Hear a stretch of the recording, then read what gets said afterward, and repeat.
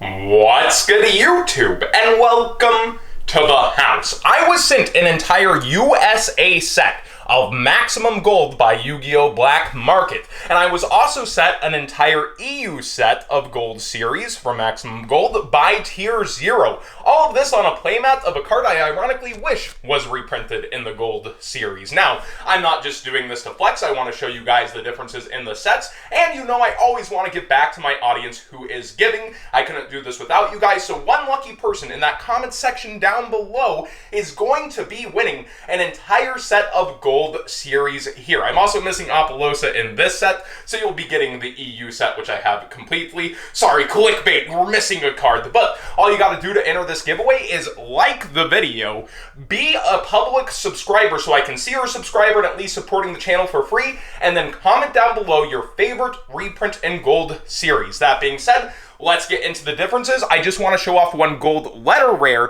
from the EU. Look how dark this is, even in the brightest lighting. I actually really like the darkness on the more so common cards, which are Gold letter rares, or ultra rares without foiling, as I like to call them. Now, you can see huge differences off the bat. It's not the lighting at all. There's this extra glossy layer that looks like foil bleed on the text box, and then there's thick outer ridges that are actually rised from the card, which is, I think, part of why they went ahead and okayed double sleeving in the rules. You definitely had concern over these being discernible in the deck. Now, on the EU version, you can instantly see there's like lining in the Gold siding, and I don't know that it's on purpose because every single card's lining looks completely different and in different intervals, but it's not as risen even though it still rises from the card. I can definitely feel these cards like move from each other easier, where these grip and move harder from each other. Let me try to show it a little.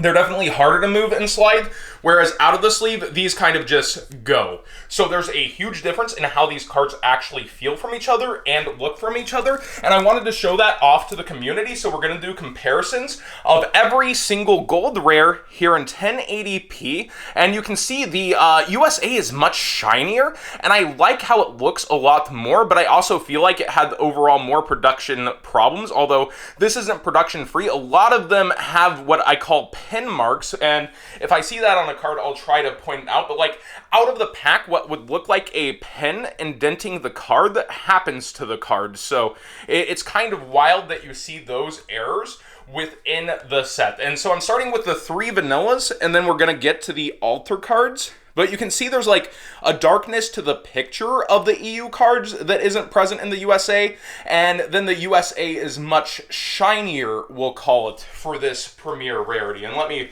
move some certain things in a way that I'm able to not accidentally maybe damage cards with my own arm, because I do want to keep a set for myself, of course.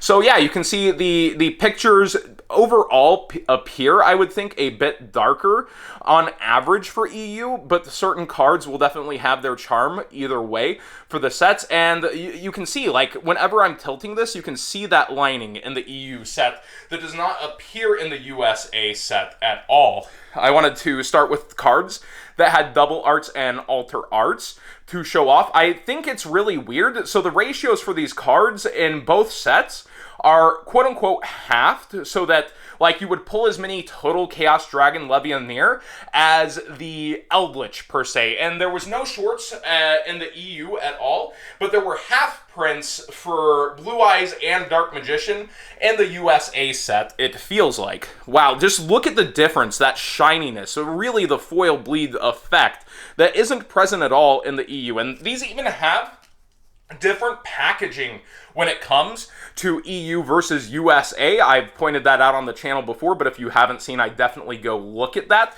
They're packaged different. There's different amounts per display, meaning a much different amount per case. Look how much darker that EU picture is. It's actually crazy. I almost like how the flowers and dog light up more on the USA set. You have to definitely hit a certain angle for it to look better on the EU set for good old spoopy dogwood. What do you guys think of the differences, by the way? I do want to hear that in the comment section down below, besides just your favorite card. I'd like to know which set you prefer more also. Like, I think there's charms to both of them. Overall, I think USA's a winner for me in this case. They're both really ambitious. I think this rarity in and of itself, like, was something that they needed extra time to pull off, and they still had production issues. They still had things that didn't go quite as planned.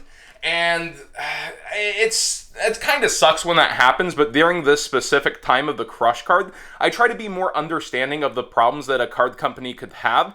But they fulfilled full orders, they printed as much as they needed to. It's pretty obvious they went with 2 different card manufacturers when it comes to these sets, and I see a lot of different issues with the cards printed themselves in both regions that don't align.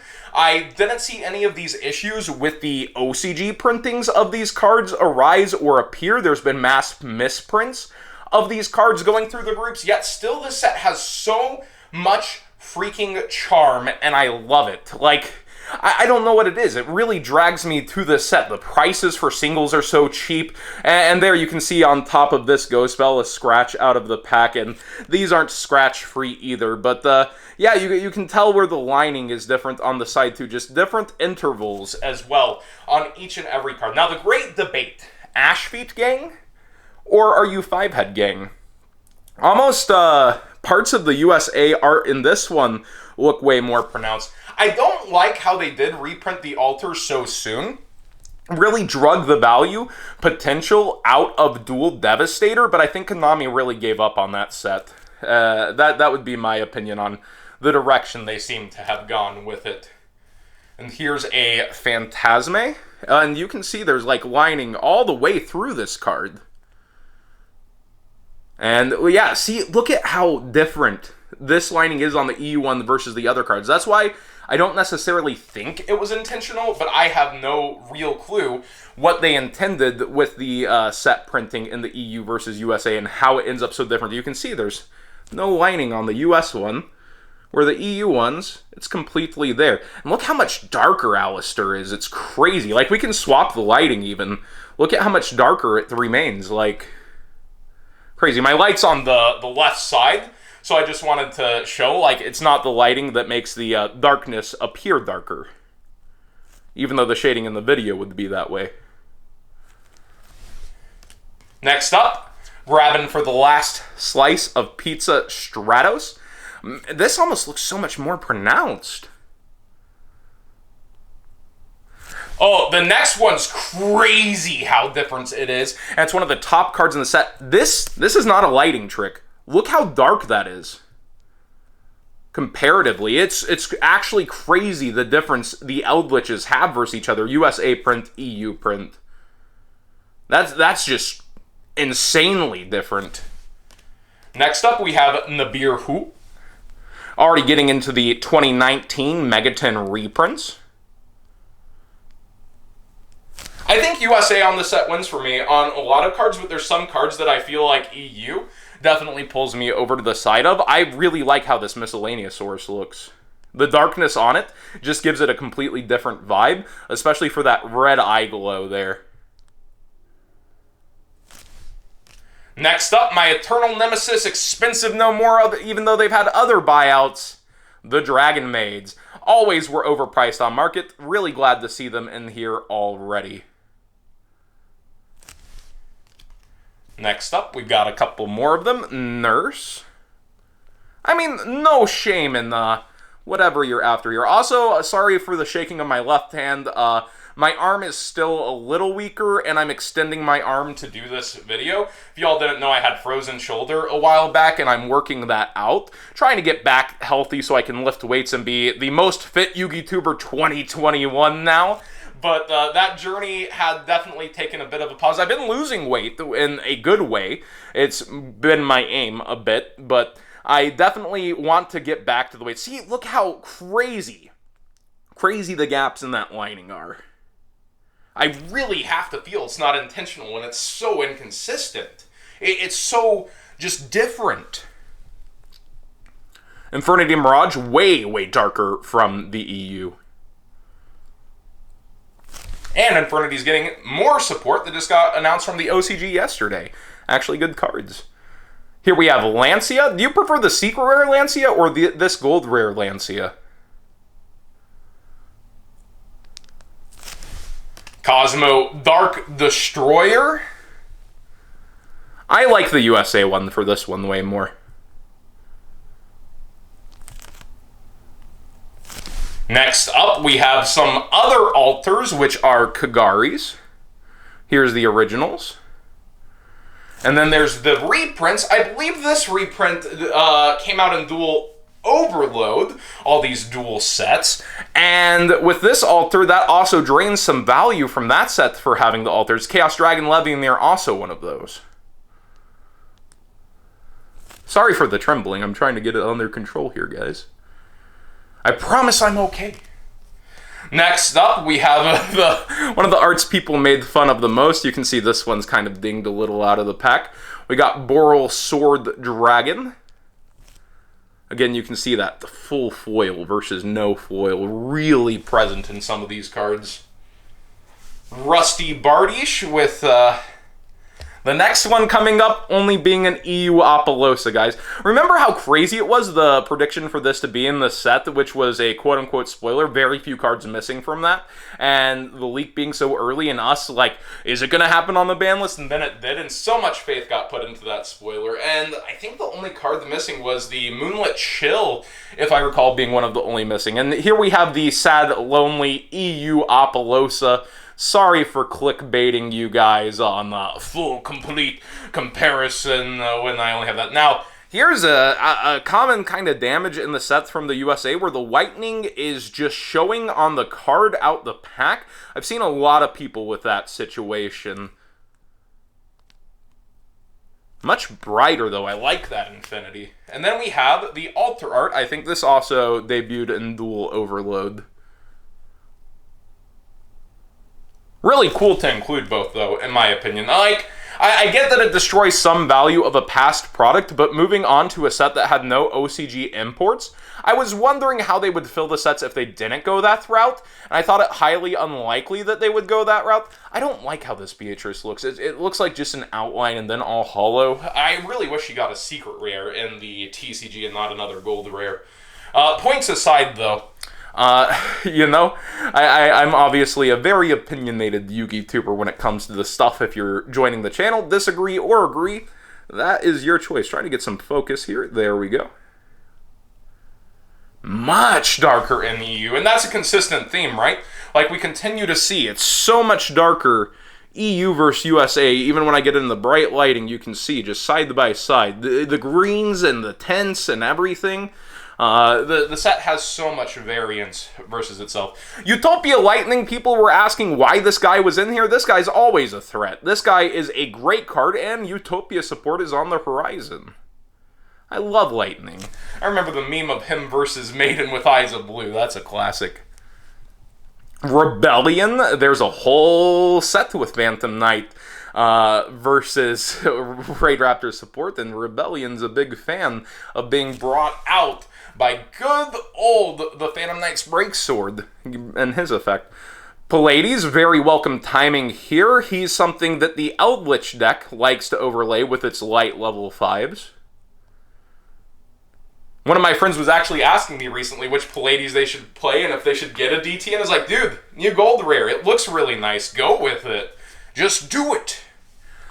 We have Martial Metal Marcher. I believe that completes a lot of the 2018-10 reprints as well. I think the EU one definitely wins out here for me. I like how that looks that dark. Next up, Stardust Charge Warrior. He was getting very expensive. Also debuted in a gold set with no reprint till now. I believe Virtual World likes this card a lot. People arguing over if Herald should get banned, if it should be a different card. I think I really like this card for what it does for ritual decks, and I would like to see it not get banned for other things that are the problem cards. And I like this guy a lot. A good time to reprint. Baby. Another Megaton promo reprint that hadn't seen one until now. I think the EU wins on this one for me, too. Like, there's some that the USA, the definition and the likeness looks so much better on. There's others where the EU print just definitely takes over for me. I love how this one looks. So yeah, there is back and forth to the set. I think, like, overall, the US is the winner for me. Like, on this card, the US one would win for me, but there's definitely hits that the EU has, and that's part of why I wanted to do this entire video, to show off both sets. Man, people were making fun of this card being in the set, and I think it's really a homage not only to Rise of the Duelist and one of the first secret rares, but also this guy was a box topper in one of the packs. It's the first release for Rise of the Duelist in Japan, and his prismatic secret rare is through the roof. Crazy value. Nice to see a reprint of this after it comes off the ban list in a pretty affordable fashion, and one that looks really, really good. They did a great job with this. I would say USA wins. I probably should have done that the entire time, give my opinion on which one wins for me, and see what you guys thought. These are pretty even. Monster Reborns, I think US wins a little bit for me here. Next up, we have a good old rank up magic that you want to top deck. Getting more effects to put cards on top of your decks these days, so you can just top deck them. Card could eventually see competitive play on that level. I think it has at one point in time in some top cut lists, either as memes or serious fodder. Next up, you can see a little thing there on the Forbidden Chalice. Definitely a classic. Yeah, when I was talking about wasted space, I don't feel like there's a lot. Like, these are cards that saw recent play in Yu-Gi-Oh! History, could see play again, are decent options, and I don't feel like they're misses. Like, because I made a whole, like, talk about how I feel like they did a great job on reprints. This looks great for Fluffle decks. Oh my gosh. But yeah, I don't feel like a lot of the cards missed the mark, and are pretty welcome reprints in this set, especially in the maximum gold range. I don't feel like there's too many misses. Cosmos had a piece of history in gold series. Wish we got more Burning Abyss to complete in here, but hey, more Cosmo gold rares. This field spell, once upon a time, let me tell you, it was wrecking the meta. This is part of why I thought the spoilers originally might be fake. Both Polly and the Biru got ultimate rares in the newest OTS pack, but they went ahead and reprinted high-end versions in here as well. I don't think this one competes too much with the ultimate rare, though. Anti-magic arrows, long time coming on this reprint. Seen multiple price spikes, multiple niche uses in metagames. Definitely could have used one. Now it will not face being expensive again for a long, long time. Here's something to grab for your past format decks, and maybe even for the future. Reinforcement of the Army looks amazing, and I think the USA one wins by far for me in this scenario.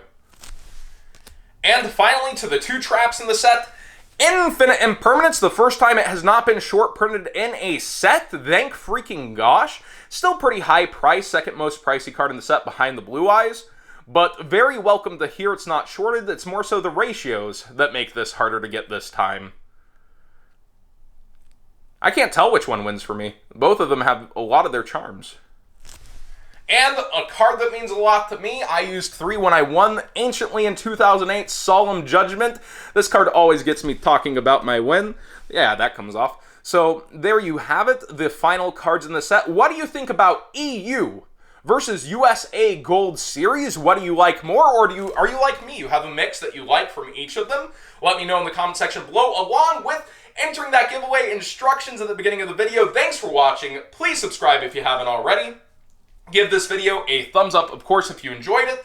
And yeah, Gold Series, it's crazy how you can have a set that is completely the same in English, but looking very, very different for the cards that they are.